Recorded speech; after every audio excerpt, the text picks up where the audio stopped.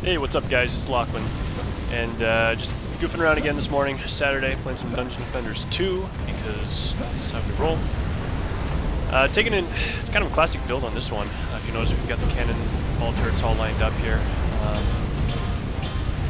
of focusing down this tunnel. This is interesting. Normally we would see some lightning auras in the tunnels here. It looks like they're going to be totally covered by the cannonball turrets. So that's pretty interesting. Got some lightning auras here. Looks like a triple stack, and then little geyser trap right there. So you kind of a spin off the classic setups, and that's pretty much how everything is now. There's really two ways to set this one up. You can use the cannonball turrets down here, mix that up however you want, or you can do lightning auras and then basically kill the bosses and everything up top and back there. And I'm stuck in the pool. Yeah. So we'll see how this one goes. We're being attacked. You guys are also probably going to notice some people that you play with. They're going to build walls right here. They're just going to put little spike blockades or mage walls. The reason they do that is because the programming with a wall, it has a radius where it basically it takes aggro from everything around. And so if you have a spear thrower, especially a javelin thrower, a lot of times they're going to park right here inside the healing aura. They're just going to chuck spears at your objective, crest of your core. If you put a wall over here, what it's going to do is it's going to grab aggro, and they're going to walk over here because they don't have line of sight, but they want to attack it. They're going to walk right here and start throwing javelins at your wall. And that's a huge strategy because in the time it takes them to walk from here to here, you're going to kill them. And they're not going to throw any javelins in your core. And so when you see people throwing random walls down like that, and you're like, what the hell? What are they doing? That's exactly what they're doing. They're trying to control the path of the creeps when they walk in. Using walls to create line of sight issues for the enemies is a great strategy. And it's a great way to win when basically if you don't have stats that are good enough to beat a level, you can manipulate the pathing of the mobs. And you can pull victories when otherwise you would have died. So anyway, that's it. Looks like we have another triple stack over here. I didn't see this one. Yeah, get these all up to one. Yeah, why not? I like to keep these guys topped off. You'll notice we let the objective fall. We were having a discussion about this earlier. You know, why do people let objectives fall? And the main reason is because if you let an objective fall, it's going to basically open up the window for more enemies to come into the map, and that increases the amount of loot you're going to get. More enemies equals more loot. And so in the end, it's, you know, if you're just farming gear, always let the objectives fall, if it's possible. Just let them fall, kill the mobs as they come in. And that's pretty much all there is to say about that. Standard. Wow. This guy, defense power, nope, we won't. I still need better gear. A lot of people know that I used to put a lot of videos up on the web, and I've been kind of out of the game for a little while here. Since I've been on sabbatical from DD2, my stats have not been increasing as fast as other people's. And so I'm really not that awesome, and I'm not quite good enough to build and do like a 25+++ incursion hard mode solo. If I build, I would need a lot of help from other people. When it comes to kind of choosing which characters to build first, I'm putting a lot of emphasis right now on my monk because I love lightning auras. I always have. In Dungeon Defenders 1, I loved the aura builds. DD2, same thing. I love the aura builds and what they do. Just kind of how they work. Yeah, it's a lot of fun.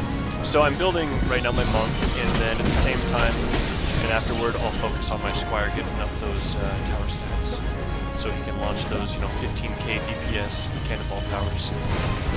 Die! Oh god, I'm gonna die. I can't really think of anything else to, share with you guys, though. It's pretty standard stuff at this point. I'm sure all of you watching this video is, you've all seen how this works and the different builds, and you would probably agree that there's really two main builds. You're going to go lightning auras, and you're going to kill everything out here before it gets to your core, or you're going to take it easy in the lanes and just stack up a whole bunch of cannonball towers. This seems to be a kind of a hybrid build. sort of a mix of the two.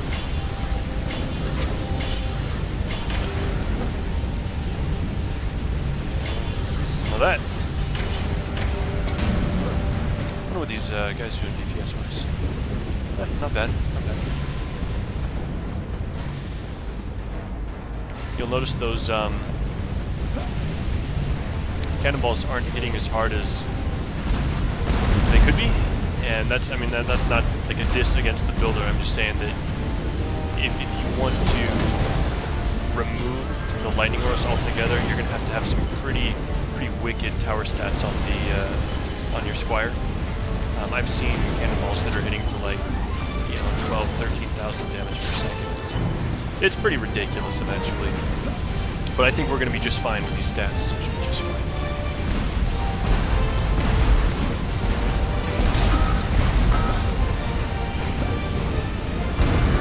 What else to talk about here? We did just recently have, yesterday, there was a new dev stream that came out. I think they were talking about pets. I still need to go in and watch it, but I think they're talking about pets and then a new boss that they were drawing up named Betsy. It looked like maybe a spider queen or something like that.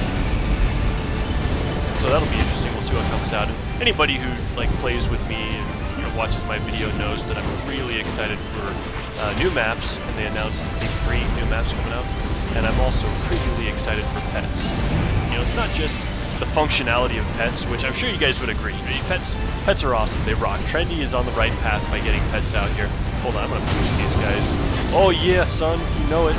Get the legendary drop, yo. I'll jump over that. Dang, another one. What do we have?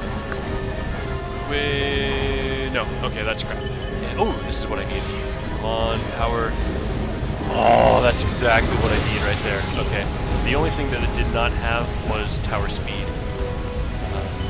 You know, for your monk, you want tower attack and tower speed. It's going to really increase your DPS and the lightning auras. And then you want to increase your boost aura percentage increase.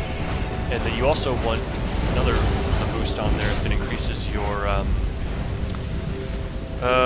crap. What was it? Boost aura damage, and then it can also give you passives for, I think, lightning aura speed. I think that's the other one. Anyway, we'll go back into the inventory and check out that piece in a minute. And we'll get back to talking about pets here as soon as we see what the hell we just picked up. All right, here it is. Defense power, nice. Okay, it's only level 21, not quite, you know, what it could be, but it is legendary. We have 32 upgrades, so it's not, by any means, that is not a bad piece. It has 317 base defense power. It gives us a passive boost in boost aura defense damage, which is awesome, and lightning aura attack rate, and serenity aura, which every now and then you're going to use. Anyway, let's get back in here. Someone needs 20 mana. Oh, I still need to loot my chest. Bad looks, baby. Get that mana. Nom nom nom. Okay. Try and keep these guys topped off, and also don't forget to top off your boost auras. Because the worst thing ever is when you have a boost aura and you've dumped like 300 mana into it and then it dies. Oh, this way. 40, that's a weak aura.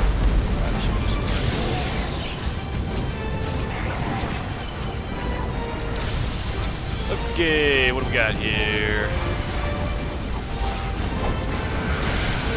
Until the ogres come, it's kind of boring standard stuff. We're just gonna let these guys die to the lightning auras.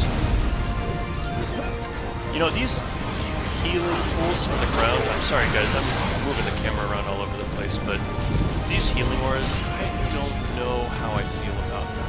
You know, it's that thing where you know what Trendy's trying to do, and they're making it challenging, and they're forcing you to kind of change up your build. I think for me, the reason that I have a hard time kind of accepting that, just kind of rolling with it, is, and some people might agree that it's just, players are so used to playing Dungeon Defenders 1, you just kind of the classic, build up your stats, you know, the mobs get harder, and then you get stronger kind of thing. you know, that kind of changes the gameplay. So that's what they're trying to do. I know they're trying to shake things up a little bit and make it a little bit more interesting. But God, as a builder, when I start building and then these healing pads come down, these poles, it just, it's tough to roll with sometimes. Anyway, this guy's about to get raped. Yeah, enjoy that, buddy. So, as a player, as a builder, I need to get better at kind of working around those. You either need to kill the mobs before they get there, or kill them after. It just adds a little bit of a challenge. Any good stats up there? Nope.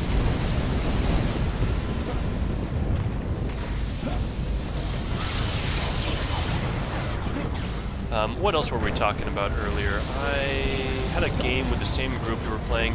We were talking about objectives and the subcores, and you know whether or not they're worth protecting. And I think I mentioned it earlier how subcores at the moment they're not worth protecting because if you let it fall, you're going to get more enemies. And if you get more enemies, you're going to get more loot. And it's Dungeon Defenders. We're all about getting loot. So right now in the current meta, like it's not worth protecting your subcores. And I think, and a lot of people would agree, is that the point of a subcore is to make it more challenging, not to encourage you to let them fall. So what Trendy needs to do is, and I love you guys, this is not a knock to Trendy, this is just kind of a little input thing, is Trendy needs to come up with a way to kind of motivate players, give incentive to protect those subcores. That changes up your build. You know, if you're actively trying to protect your subcore, then you're going to be building defenses, you know, out here, and you're not just going to turtle. You know, like a lot of builds are just turtling the main core, the objective. So if we have incentive to protect the subcores, it's going to really change the builds, it's going to add challenge, and it's going to, honestly, it's going to give people bragging rights, you know? That's another huge part of the Dungeon Defenders universe, getting those titles, loot, bragging rights, and all that jazz. I definitely think that's something Trendy needs to work on. So. Anyway, I'm talking too much, and I'm not upgrading things as much as I should. So let me get to work over here.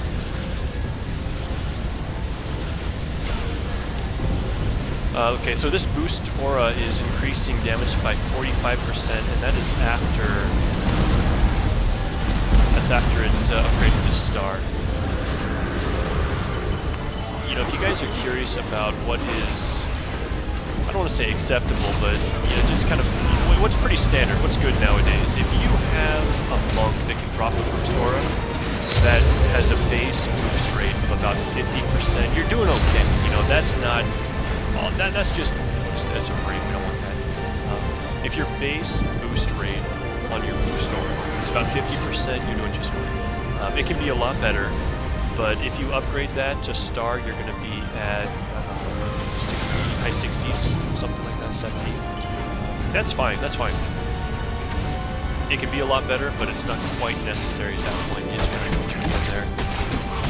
To get a 50% boom, get one-shotted block, to get your stats on your monk up to that point where your base boost rate is about 50%, it really doesn't take much. You're really just going to get a couple pieces that have good base stat bonuses.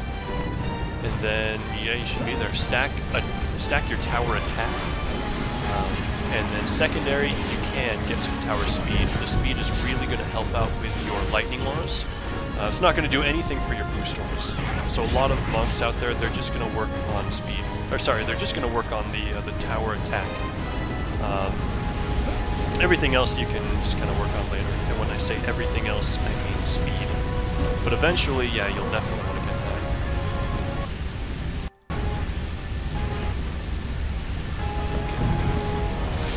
Sorry, I tried to pursue someone.